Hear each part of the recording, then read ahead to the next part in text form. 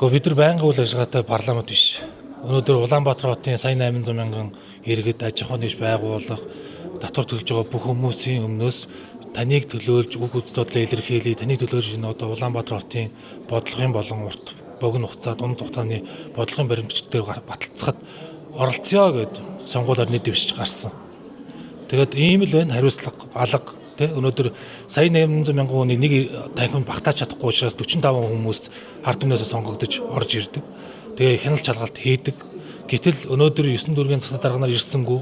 Ялангуяа манай хаан уул дүүргийн засаг дарга гэдэг бол энэ одоо хаяанд 200 км-ийн наан санд байгаа газар шүү дээ.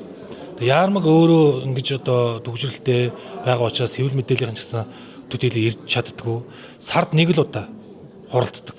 Зарим сард бараг хуралддаг. Тэр үндсэндээ өнөөдөр бол одоо сонгогдсноос хойш 13 дахь хурал маш чухал асуудлууд хилцлээ. Тэгээд энэ хуралдаар ингэж хайн хандж байгаа хүмүүс яг одоо тойрог дээр очиод иргэдтэй уулзаад яг ямар өгүүлбэр хэлдэг бол гэдгийг би бол ойлгохгүй байна. Тэгээд өнөөдөр ямар ч гэсэн хурлынхаа дэг дээр одоо санал гаргалаа. Одоо хурлын нийслэлийн иргэдийн хурлын дэгийг өөрчлөё. Улсын хурал ерөнхий сайдаас их хурлын гишүүд нь асуулт асуудаг, хэлцэх асуудал оруулахгүйгээр заавал дэгэндээ захирагдахгүйгээр тухайн харилцаж байгаа нийгмийн болон цаг үеийн байдал дээр одоо мэдээлэл солилцож хариулт авдаг.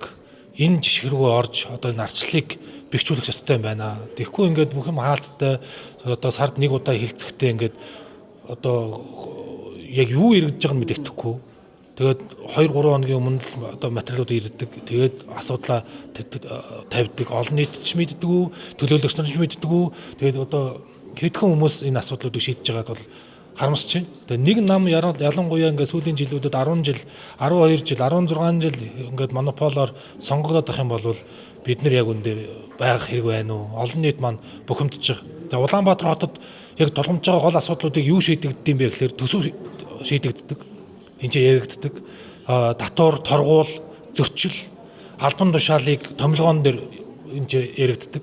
Гэтэл ийм чухал асуудлууд дээр ирдэггүй хүмүүс дээр өнөөдөр бид хариуцлага тавих хэрэгтэй, олон нийтийн хяналт тавих хэрэгтэй. Ялангуяа эдгээр чинь бол иргэдтэйгээ уулзахгүй зүгээр намынхаа гишүүдтэйгээ уулзаж явчихдаг юм байл л дээ. Энэ дотор ороод мэдчихэж байгаа. Тэгээ намын гишүүд олон байх тусмаа эдгээр сонгогдно гэж бодож байгаа шиг байна.